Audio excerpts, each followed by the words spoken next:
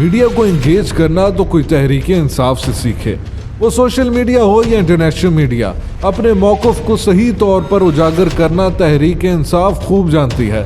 آج پاکستان تحریک انصاف نے 8 فروری 2024 کے الیکشن میں مینڈیٹ چھینے جانے کے خلاف میریٹ ہوٹل اسلام آباد میں تمام انٹرنیشنل میڈیا کے سامنے تمام ثبوتوں کے ساتھ پریس کانفرنس رکھی، جس کے بعد ہمارے میڈیا میں بھی کانفرنسز کا بونچال آ گیا۔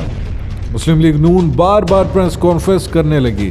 ان الیکشن کے بعد انٹرنیشنل میڈیا اور عالمی برادری اپنے تحفظات کا اظہار کر رہے تھے۔ وہیں تحریک انصاف نے دھاندلی کے خلاف آج باقاعدہ انٹرنیشنل میڈیا کو اپنے موقف سے آگاہ کیا، جس کے اثرات کافی دیرینہ اور مؤثر ہو سکتے ہیں۔ عام انتخابات 2024 میں دھاندلی کے معاملے پر پی ٹی آئی آزاد امیدواروں کی بین الاقوامی میڈیا کے سامنے press conference. P T I رہنماؤں نے 45 حلقوں کے نتائج سے متعلق تفصیلات جاری کر دیں۔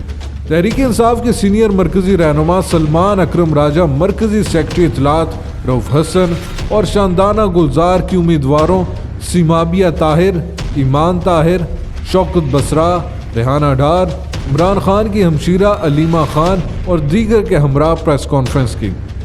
پریس کانفرنس میں پی ٹی آئی نے قومی اسمبلی کے 45 حلقوں کی تفصیلات جاری کر دیں۔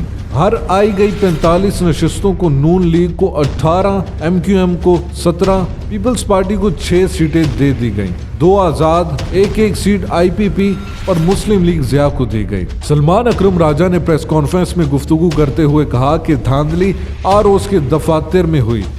عموماً پولنگ سٹیشنز پر دھاندلی کی بات کی جاتی ہے۔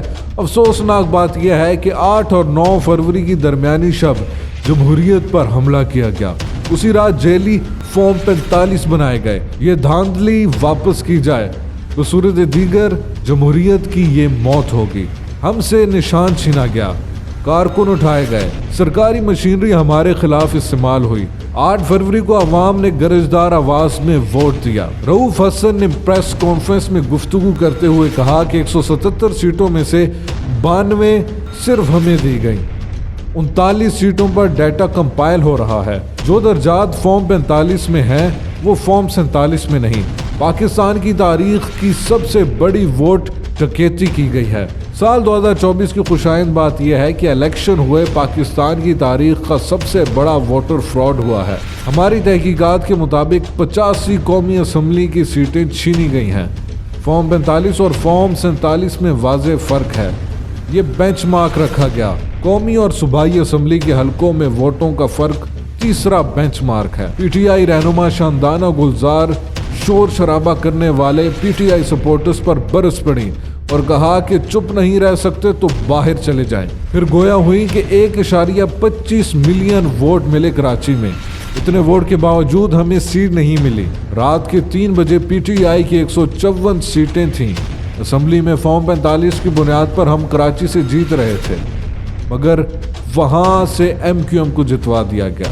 انہوں نے مزید کہا کہ این اے 130 سے یاسمین راشد 19,000 سے جیتی، مگر نواز شریف جتوا دیے گئے۔ قومی اسمبلی کے 45 حلقوں میں فارم 45 کی بنیاد پر جیتے، مگر ہمیں ہرا دیا گیا۔